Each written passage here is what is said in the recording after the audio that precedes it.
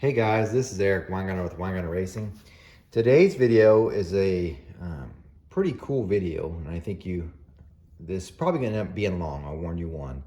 And it may seem like I'm going off in a different tangents, but everything I'm telling you will give you something to learn from, I promise. So even though it might seem like I'm straying off course, you're going to get more information than you probably thought. But here's what today's video is about. I had ported a set of heads for a customer, and he had dyno and intake. He had dynoed it before and after. I've got the dyno results for both. We'll go through everything. And before I begin too far into this, I want to tell you, you will never be as critical on my stuff as I am. Trust me, even if this thing had made 200 horsepower more, I would have wanted 220. And this is not bragging. This is more just to give me information so you can see what's going on with it. And by the way, this is extremely rare. And what I mean by this is usually whenever I port heads for a customer, typically what happens is they're going to buy a new head, maybe intake and cam, or just the heads. But they're typically not replacing what's already there with something that's just ported. And what I mean by that is they're changing more than just the heads. So for instance, they might get a set of Dragon Slayers from me that are ported, but they're also going to maybe go to a bigger size engine, maybe a dome piston, definitely a different cam. In other words, they're going to do something different with the short block usually. Some more than changes besides just what I've ported. So it's very hard in a lot of cases to do an A/B test because they're not just changing just the heads or just the intake. This one's pretty close to the same. So, and we'll do a whole rundown. The heads that were used on this, and you can look back in the video, and I will try to put a link in the description, but the video would be comparing AFR 227 heads. The heads that were used were an AFR 227 race port CNC ported head, and then that was the start test. And then the second one, I had ported that head and ported the 2892 to the intake manifold. So the heads were ported, the intake manifold was ported. The other thing is he went from a 950 carburetor to a 1050, and then he dynoed after. The short block, as far as the pistons and everything else, even the cam remained the same. So let's remind you of the heads itself, because this is, and I'll give you a whole bunch of information.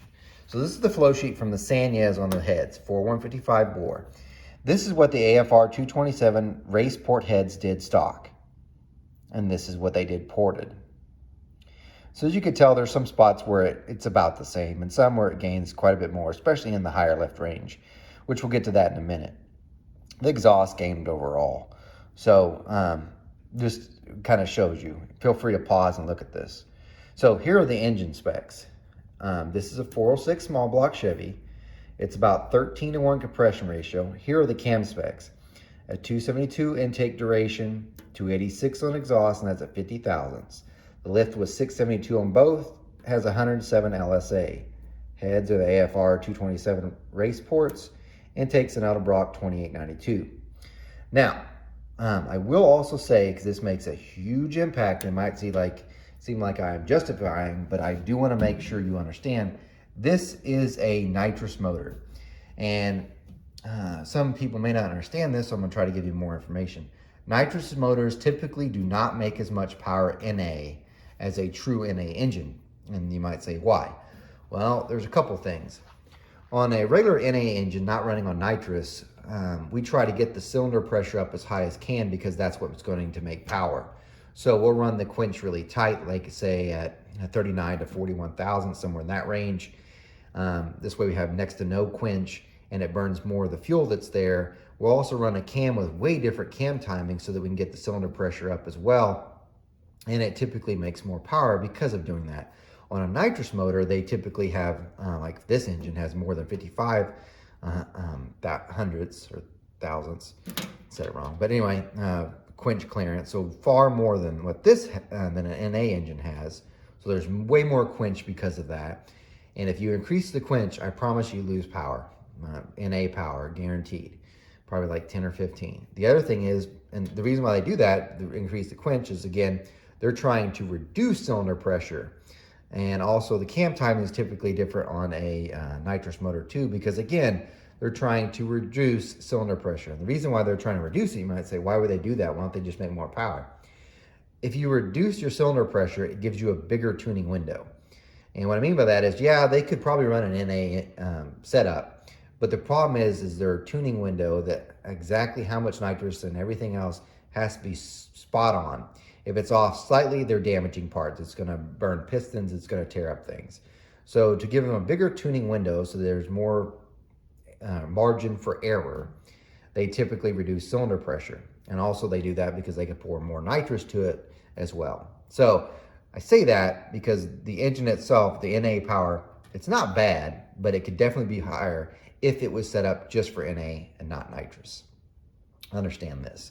For instance, this camshaft I would never have picked.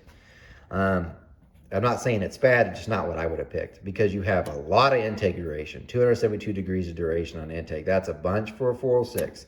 Just to give you an idea, my 565 that's in my Camaro that peaked at 7,500 RPM NA had 275. My exhaust duration was 285. So this is actually the duration of my 565 big block. On a small block, really 150 something cubic inch smaller.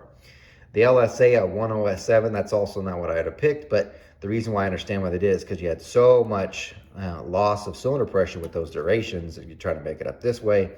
By the way, there's cam timing events you can go into as well, but this is what it had. So before and after, the camshaft was the same. Understand that. None of that got changed. So let's look at what it did before. So these specs, the head's not ported. I mean, they are CNC ported from AFR. 2892 not ported. Here's what it had. And this is the whole dyno run out. And I'll go ahead and tell you a whole bunch of information on some of this stuff as well. If you look, this is where peak torque occurred, 533 foot-pounds of torque, and it occurred at 5,400. Peak horsepower occurred at 6,900, and it made 639.6. Okay, you'll need to pay attention to that. That's before. Now, here's what it did after. Here are the after numbers. So this is where it gets quite a bit tricky. The peak torque occurs at 5,100, and it's 558.8 foot-pounds of torque. Peak horsepower is now 674.3, and it only gains, it looks like at peak it gained 34.7, so we can call it 35. Torque gained at peak, same thing, same spot, I think. No, sorry. At the same peak to peak, it gained 30.5 foot-pounds of torque. So if you look at it, it only gained 35. And you're like, oh my gosh, you ported the heads, the intake, and it's got a bigger carburetor, and that's all it made? What a letdown. Kind of, in a way. I mean, I'm just going to be honest with you. I would have preferred more horsepower, but I understand why it didn't. And there's a whole bunch of reasons I'm going to give to it. And I'm also going to tell you a reason why it's actually pretty good. If you look at it this way, if you just change just the heads and you've got an incorrect camshaft, the heads really aren't going to show a whole lot. I mean, they just aren't. So, for instance, there was and you can look at this one up. This is a really good test. There was an episode of Power Nation on Horsepower TV where they did 3 changes on an LS engine. They did a cam, heads, and I think exhaust or something. The first thing they did is they switched the heads. So they went from like a stock head to a CNC ported trick flow head. It gained like 15 horsepower, which was like a huge letdown. The next thing they did is put in the camshaft, gained 130. Was it the camshaft that gained 130, or is it just because now let the heads do what they were supposed to do? See what I mean? So in this case, the camshaft is probably limiting the amount of peak power it kind of makes. So in other words, I could probably pick this one and pick it up more. Also, if this was made for NA, it would have made more too. But then you're like, well, this is apples to apples pretty much. They went from this and went to that. Boy, my hands are dirty too. I had to clean some heads. Anyway, so these are direct comparison. And trust me, you're not gonna be as harsh as I am. But anyway, let's kind of break down some of the numbers and look at the things we've got. First off, a lot of people think whenever you port heads, you are going to make less torque down low, and you're only gonna make more peak power. I hear that constantly, and I think it's spread on the internet, and that is incorrect. And this is a perfect example. If we look at this, remember, this is the start. It made peak torque at 5,400 at 533.1 foot-pounds. I ported the heads and intake and a bigger carb, but not that much bigger, by the way. But ported heads and stuff, it gained 30.5 foot-pounds of torque at 5,100 RPM. That's right, the lower RPM. As a matter of fact, that's where peak torque occurred. This could be the way it rolled in the dyno, by the way, but it has more peak. Its torque peak actually moved down, which is weird. And it made considerably more torque at lower RPMs. Not just up top, at the lower. So we can start with that. That's, by the way, that's a good gain. Usually whenever, and I'm being general, typically whenever I port a set of heads and intake, if the cam goes back with it, usually picks up about 65, and it usually gains about 20, 25 foot-pounds of torque. This gained a lot of torque for what it did. From this peak to this peak, it still gained 19.3 foot-pounds of torque. If you look at the horsepower, though, now this is where it's different. This is the start, of course. If you'll notice, it made it 639.6, and then it was falling off. He said, and I don't have the results from when he did this the test, but he said when they did this initially, they took the 74, but it was still kind of dropping. So it never really picks up. Now, if you look at it though, boy, does it change. Look at this. So this is where I made peak torque or peak horsepower before. Now it's 679, 71, 71, 71, 72, 74, 72. It holds, and it's pretty much the same. That's flat. So that's really not, that's a pretty good deal. So even though it only gained 35 peak horsepower from peak to peak, that's a huge gain. What I don't know is what it did before here at 7,400 RPMs. Like, how much more did it actually gain at that RPM range? Because it's looking like this thing's a stud, just holds itself. Now granted, do I wish it was higher? Absolutely, I wish it was a 700. If this had been built for NA, the heads themselves, I know from the stuff I'm about to show you, it's only going to make 720. That's it. Nitrous, like I said, they usually make less, and that's kind of this. So you could potentially bring it up.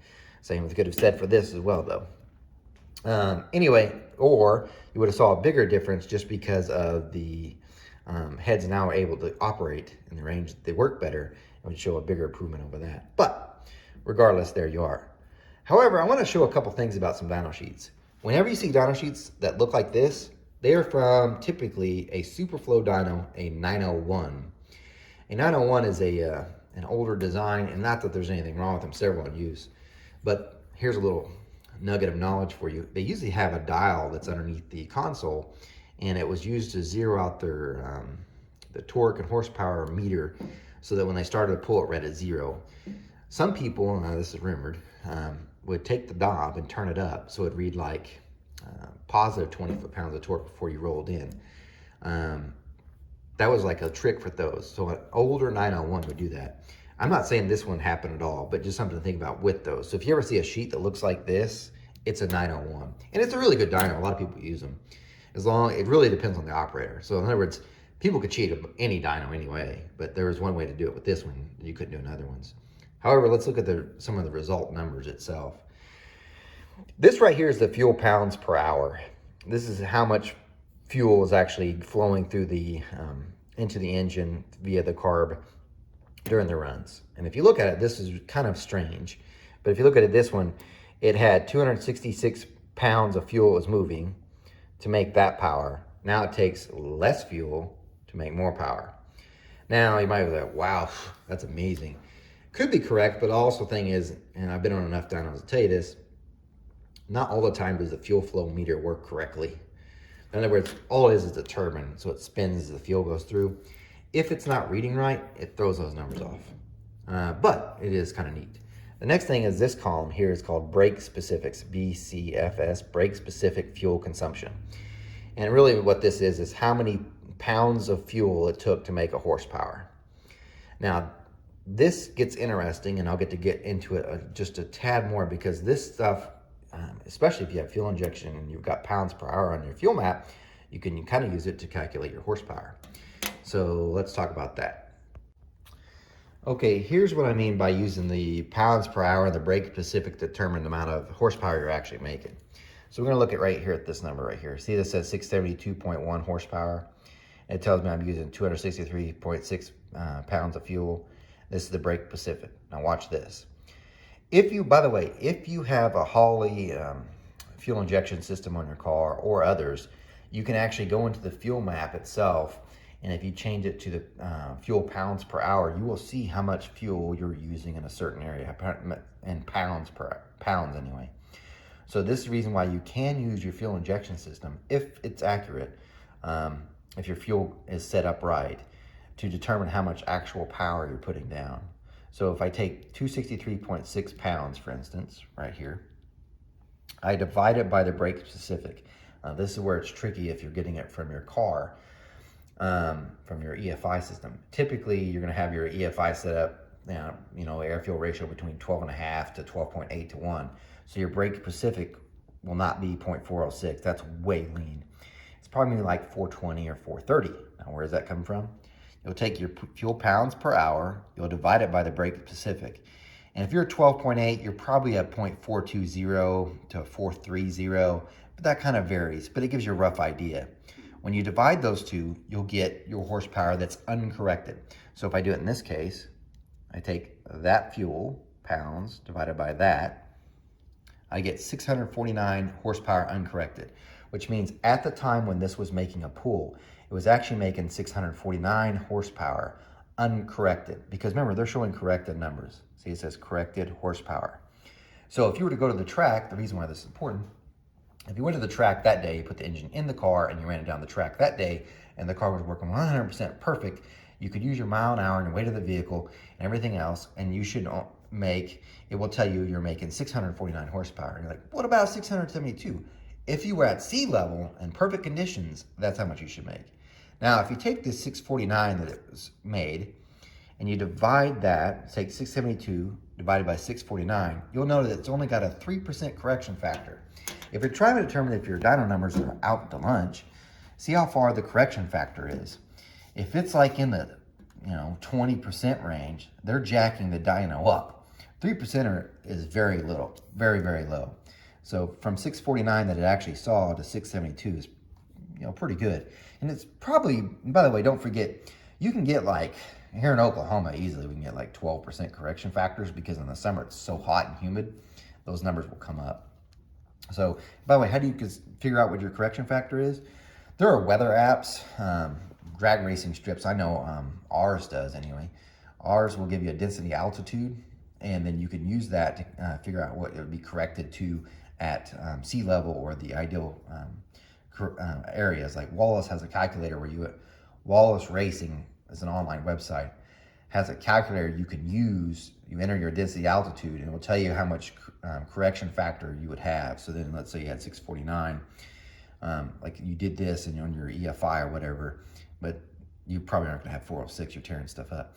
But if you did that, you would see, use the correction factor to tell you how much you would actually make at sea level. So just something helpful. I'm showing you that because this brings up something else. If we look at the two dyno sheets, you can kind of use, and I say kind of because you can't totally use it. When you're doing dyno pulls, really what you want to use is like an O2 meter to measure your air-fuel ratio to see if it's right. Not all dynos have that, which I know it sounds strange. It seems like they would all have it. But you can use your pounds per, your brake specifics to figure out your air-fuel ratio, kind of. What I mean by this is typically, usually at 4.0 you're lean, at 380 you're really lean, and typically 420 to 440, you're about right, which is still in the leaner side of things. At 5 you're starting to get rich, so 0.50 you're rich. This is on gas. Now, by the way, this changes with the different fuels you use. So obviously with methanol, the numbers would be different. Same with the E85 or even some of the race gas stuff. So anyway, point being is, this, if you look at his, it looks like he's got, you start off a little rich, going lean, and then richening up as it goes through the pool, which I'll give you this little tidbit too. If you think you might have valve float, typically what happens when you do have valve float, you actually have a richer air-fuel mixture as you go in the higher in the RPM range. And the reason why is because the valves are floating and the fuel is actually going right out the exhaust pipe and it's measuring as rich. I'm not saying that this is what happened in this one, but because it's brake specific and not air-fuel ratio. But this kind of tells you that the engine is running a little bit richer up here. Now, if you look at this one, the new one, so this is the done, honestly, he needs more jet. Because that's a 369. That's super, super lean. So you went from lean, really lean. Starting to get richer, but still lean, lean, lean, lean, lean. Starting to get a little bit better. But honestly, it needs more jet. This should have been in 420s. So if I'm looking at this, just strictly looking at this, if I could get the air-fuel probably ratio higher, this number should come up. Because yes, lean does make more power until you're too far. This is probably too far. So probably adding jet would have made this number go even higher. So if you're comparing like this dyno sheet versus this dyno sheet, this one's got a much better air-fuel ratio, at least from the brake-specific standpoint, than this one does. That's the reason why this one's using less fuel than that, is because this one's running closer to what it actually should be as far as air-fuel ratio compared to that. That's just too lean. It's lucky it doesn't tear up stuff with that. Anyway, so there's something else to think of. So if you add jet, this probably would have came up probably to a 680 maybe, which would have gained more. Now here's something else. This is something you can also use to help you with dyno stuff itself. There's two things you kind of want to look at, which one that has it on here is, by the way, look, there's your temperature. So it was 77 degrees. Ideally it's 72, I think, for perfect correction. So the reason why it's 3% corrected up is probably because of that. It's a little warm, not much. But look at this. Whenever he was dynoing this engine, the first one, but the water temperature is 85, and now it's 92. So having a little warmer water temperature will also bring the horsepower down. From that to that, probably not a whole lot, but it does make a difference. I'll go ahead and tell you a little secret too. Whenever we're dynoing, or myself, at someplace, usually what I'll do is I'll try to get them into the 140 to 160 range as far as water temperature, which seems really warm. But the reason why is usually we're dynoing in the summer, so it's already hot, so the water temperature is going to get kind of warmer anyway. And the other thing is when the car's going to down the track, it's usually like in that range anyway, because it's so hard to keep things cool here in Oklahoma in the summer. But we usually try to make one glory pass. It's like our last one, everything's done. We kind of got an idea. What we'll do is we'll cool the water down, and we'll get it down. I've never had them that low. Usually we'll get them down to like 120, 110 maybe, and make one final pull, and the horsepower will be up like 20 horsepower from the cooler water. So that's something else you can kind of look for one of those things. Now, I did have a couple other sheets just to show you, just to give you some more information as well. This is from my Engine Master engine from 2008. This was a 406 flat tappet deal. You see this dyno sheet? You ever see this? This is from a 901, Superflow 901. That's what they will look like. And here's what I mean. You can look at it. So it's, by the way, this is, his air-fuel ratio is a little bit different. By the way, if you look at 0.42, it was 13.4 to 1. This is not from an O2 sensor. This is actually from, the way he has it, he has an air hat that measures the amount of air that's actually coming into the engine, the CFM. And then it has a fuel flow meter, and then it calculates your air-fuel ratio. And so you can see, I mean, 0.421 is like 13.4. If I went to 12.0, you're like 4.9. See what I mean? It's getting rich down here. So 12.9, which is pretty close to what people would be a 4.37. You know what I mean? So really, if you're trying to figure that out from yours and you've got it set at like a 12.9 or whatever ratio, or what is this? Yeah, 12.9. You'd have to put in like a 4.30 or 4.4 to get your calculations. Anyway, I'm showing you that just to give you that idea. And you could tell how much power, less power made by the fuel is also turning. Now that's from a 901 or 902. So this sheet, if you ever see 901, 902. And this one is from which by the way, all they have to do is change their software and the sheets can look different too. So you can actually have a 901 absorber that use newer technology, the newer wind dyno, and it would look different. This is from a PowerMark dyno. This is actually the one that's in the S10, that engine. If you look at it, like it looks like it's making, you know, close to the same power, and it actually pulls quite a bit of fuel at 269, but it's also way rich. This is one of the earlier pulls. So, yeah, you can see what I mean? Now his air-fuel ratios, by the way, come from an O2 sensor. So the O2 sensor and this doesn't line. This is what I mean by a lot of times the fuel flow meters aren't the same and aren't reading right. So for instance, the actual O2 sensor is saying, hey buddy, you're lean-ish. The brake specific says, hey buddy, you're fat, like really, really rich. And the reason why is if you look at it, I'm trusting the O2 sensor, and I also read the plugs. This thing was reading wrong. So it's showing more fuel than what was actually being used. And that's one of those things where the dynos kind of can mess you up. It's because it's showing that you're using more fuel. So if you do the calculation, it looks like you're better than what you are, and it just isn't. I will say, if the S10 does, even though it says it makes, this was on pump gas, by the way, even though it says it made 660 on pump gas from this dyno, when I look at the corrected numbers, it was corrected way up. And when the sniper was on that, just to give you an idea, I could calculate it that it made, going down track was 580. So if you actually corrected it, the temperature is like 614. So see how much difference correction factors can make compared to this one that corrects hardly at all. Just something to think about. Now, after all this information, what I do with it then is I look back and say, well, what could I have done differently? What could I change? So I'm gonna show you some of that stuff. All right, here's, again, back to the flow sheet here. If I look at all my specs here and I think, man, what could I have done different? I mean, what could I have changed? Or why did it work the way it did? Some things. Here's a couple things to think about. It only gained 5.6 CFM at 600 valve lift. If I look at the actual valve lift, it says 672, but really you got lash. So after lash, you got 652 lift net. Now, obviously, there's probably going to be deflection as well. So really, and what I mean by that is the valve springs are going to take out some of the stress, and you're going to lose some of the valve lift. You're probably going to be around like 630 lift, which really means you're floating around this CFM range, which if you look at it, I only gained 5.6 CFM from the stock one to the ported. Now, the other thing to think about, and this is a general thing for me, you spend about 80% of your time, I think, at this lift. So if I take that lift times 80%, 521, that's typically, and that's general, very general, where it's floating around. And honestly, those numbers are pretty much the same. So if you look at it, it doesn't look like it did much. So why did it gain more torque and everything else then? Okay.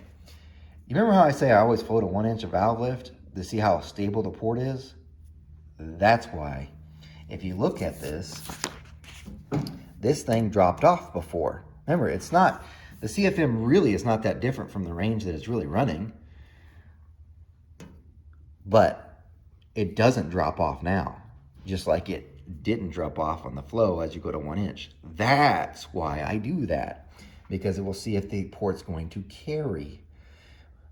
When it doesn't, like it falls off, see how it goes 306, 303, it's kind of like it dropped down and then it starts coming back. That's this, where it drops and it's going to keep getting lower.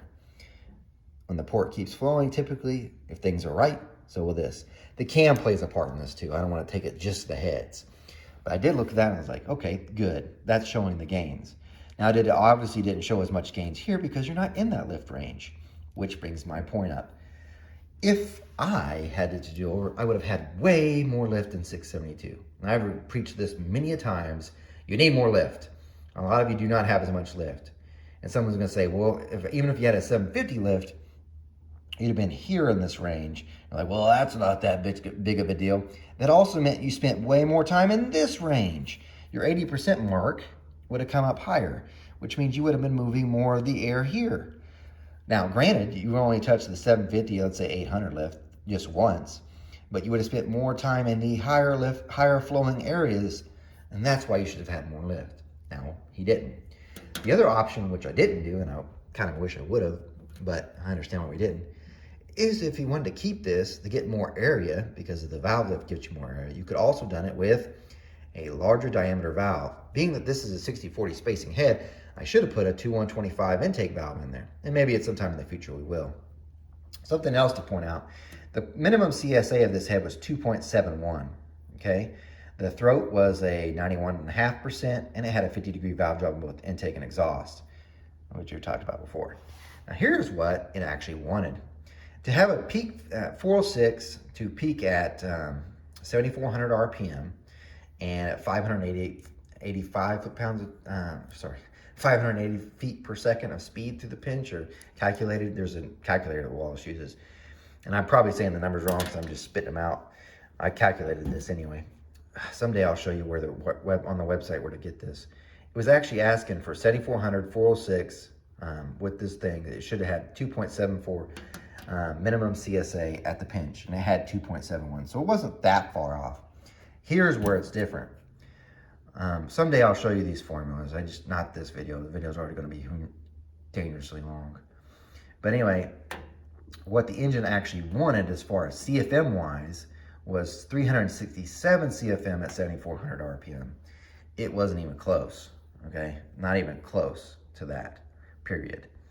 So anything I probably could have done to gain more CFM would have made more power as well. So these are some things to look at. So when I'm looking at the head, like what would you do differently?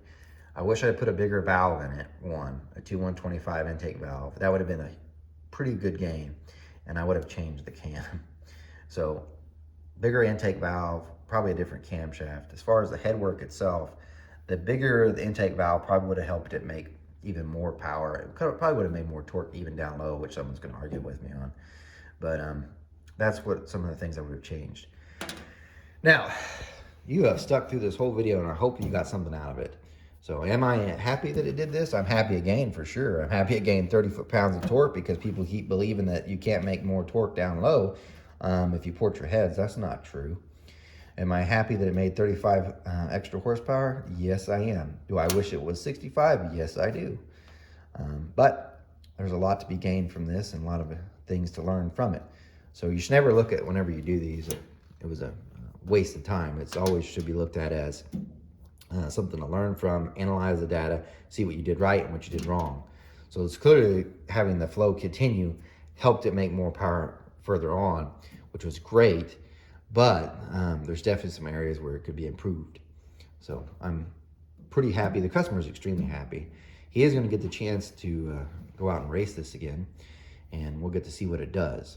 But if you have questions, or if there's something you think I should do a better job of explaining, please put it in the comments and I'll do my best. Because that formula that's on there, if I wasn't recording my phone, I'd show you. It's a simple one. I use it from Wallace, and it's pretty accurate. And that one's what I use. There's many out there, but that one just quick and easy. It's on my phone. Pull it up, type in the bore, the stroke, what I want the average feet per second to be through the pinch, and boom, it tells me what it should be. And that's the minimum CSA it should have.